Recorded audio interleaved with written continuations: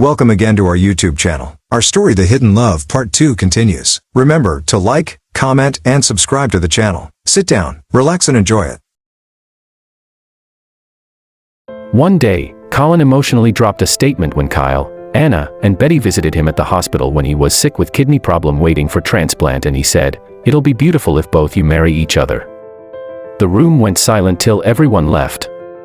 For the 2 days Kyle had been around from the university, Becky avoided him as she couldn't face him since that day the statement dropped from their father.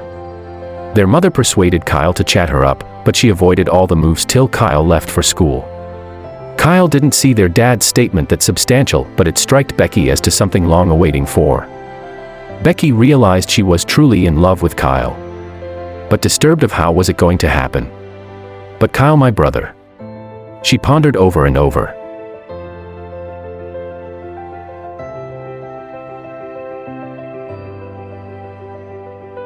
One afternoon in the school, Kyle got a call from the hospital that his dad, Mr. Colin Swatson, is dead due to unavailability of a suitable kidney donor for transplant. Kyle felt the whole world was crumbling around him. He cried and cried. Kyle got homesick with high fever. He was rushed to the hospital. He woke up at the hospital bed to see Becky laying her head by his side. Tears dropped from his eyes as he touched Becky's head. Anna came and saw him crying, and she started crying too. Anna's sobbing woke Becky up as she chuckled from her sleep. She couldn't hold back her tears as she also burst out crying. "My dad is gone," she lamented. Kyle held her and pampered her. Collins was buried the 9th day on a Thursday. The three of them stuck together as one loving family. Their mother tried to light up the mood at home and asked both of them their next line of action. With this statement again, every nooks and corners went silent for the rest of the day.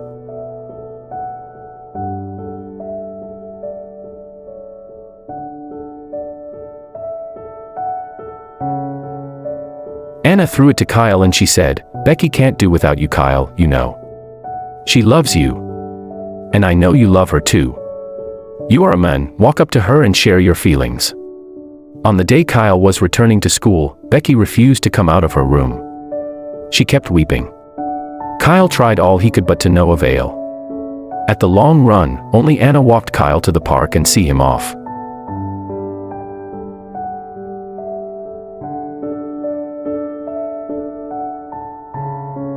Kyle graduated and got a good job with one of the best engineering companies in the world. His monthly income was so huge and his financial status was of class. Kyle got their mother a new and expensive beautiful apartment, with classic households. He pampered Becky with expensive gifts and numerous shoppings that even some rich spoilts envy her at work. However, Kyle was always busy. Her mother had visited him times without number after his 29th birthday of him have come of age to get married, but they hardly had chance to talk about anything at all.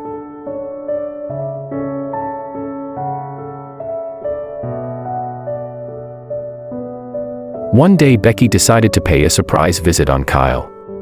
At the press of the doorbell, an elegant beautiful black lady opened the door with tied towels round her waist. Becky was lost. Her heart palpitations fast. Her breath seized deep. Her eyes turning and the ground seemed rolling and unbalanced. She held herself by the wall not to fall. Gaining her balance, she heard Kyle's voice asking the lady, "Who's there?" She ran away. On getting home, she rushed into her room. Her mom was scared. Becky locked herself up in room crying inside like a baby. All her mother's effort to persuade her proved abortive. However, Anna felt probably it's something that got to do with Kyle. Later that day, Kyle learned it was Becky that came. He rushed down to their house, met his mother and tried to figure out what happened, but their mother too was dumbfounded. Kyle was baffled and confused.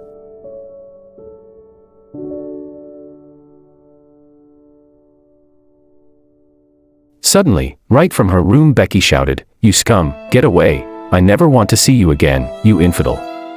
Kyle tried to explain behind the door, but it all made the matter worse. "I hate you, nigger boy. I never loved you and I will never love you." This very last word hit Kyle so bad that he was lost in his thought for hours. Her mother was talking to him but he couldn't comprehend. Kyle jet out like lightning from the house filled with pain in his heart. Anna got furious, walked to Becky's door, banged on it and lambasted her like a nobody. "You will pay for this, you heartless owl," Anna reacted. Becky jumped out her room and cried, "Mom, Mom, why are doing this to me? Kyle cheated on me. I caught him, Mom. He abused another woman in his apartment, Mom. I saw her, Mom. I hate Kyle, Mom," she explained. Suddenly, Becky started coughing, and the cough didn't stop even after giving her water. Then, before her mother could dial 911, Becky started vomiting blood.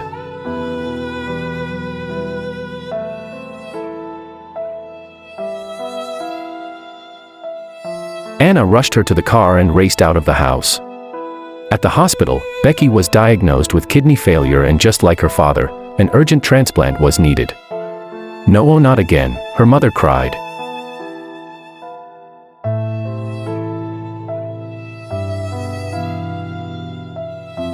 For quite a while, Brian noticed Kyle wasn't himself again. He tried all he could, but to no avail. Brian notified their boss, Mr. Rocks, about Kyle's recent changes. His boss had invited him several times over his poor performance in recent times, but yet, still mate, nothing changed at all.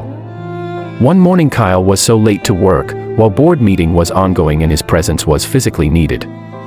His boss couldn't find any best replacement for Kyle.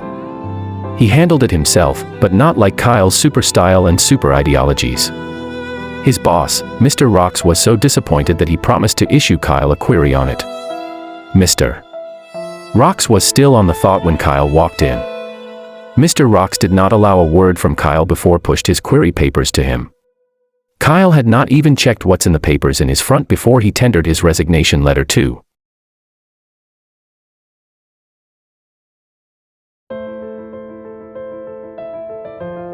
Mr. Rocks was shocked to realize Kyle's action. Rocks was lost amazingly. His voice became so calm, like someone begging at the neck of death. "Why, Kyle? No, no, no.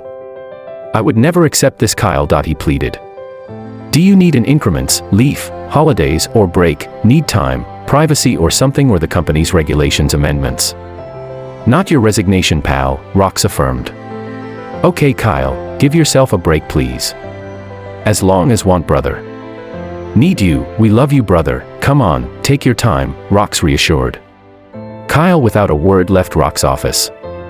"God have mercy." "Oops," Mr. Rocks sighed. Kyle didn't come home. Brian was worried.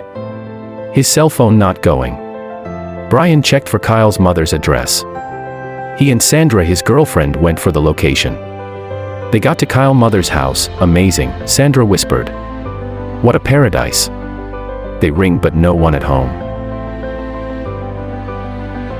About to leave, Anna drove in. "I'm Brian, Kyle's partner and associates. This is my wife, Sandra. We are looking for Kyle, Mom," Brian explained. "I'm his mother. What's going on? Where's my boy? I've been trying his phone. What's all this?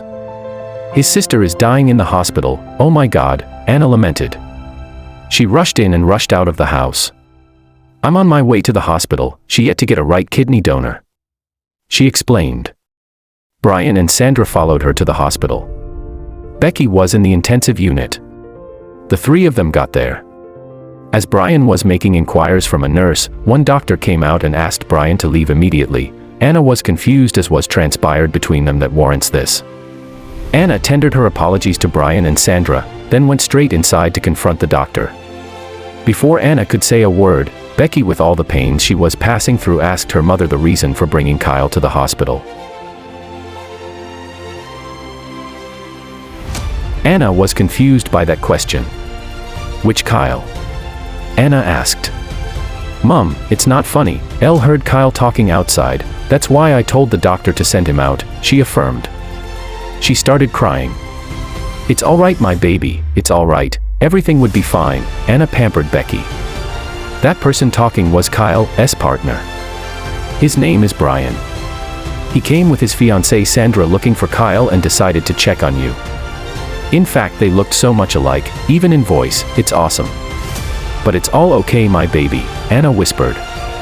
Brian and Sandra met Kyle at home. "Hey Kyle. Where have you been, boy?" Brian questioned. "Sorry about Becky." Brian sympathized. "What about Becky?" Kyle demanded. You don't know. Becky is seriously sick, Sandra exclaimed. Sick? How? She had been diagnosed of kidney problem and she's awaiting a suitable donor. However, she's being on admission for quite a while now, but all efforts getting you proved abortive. Within that space of time, Kyle's appearance turned scary, his face horrified, his physique doubled, and you could hear his heart beating rapid. Like a spark, Kyle disappeared and his car raced off to the road. Kyle got to the hospital in a blink. Went straight to kidney accessing unit, inquired on donors' procedures.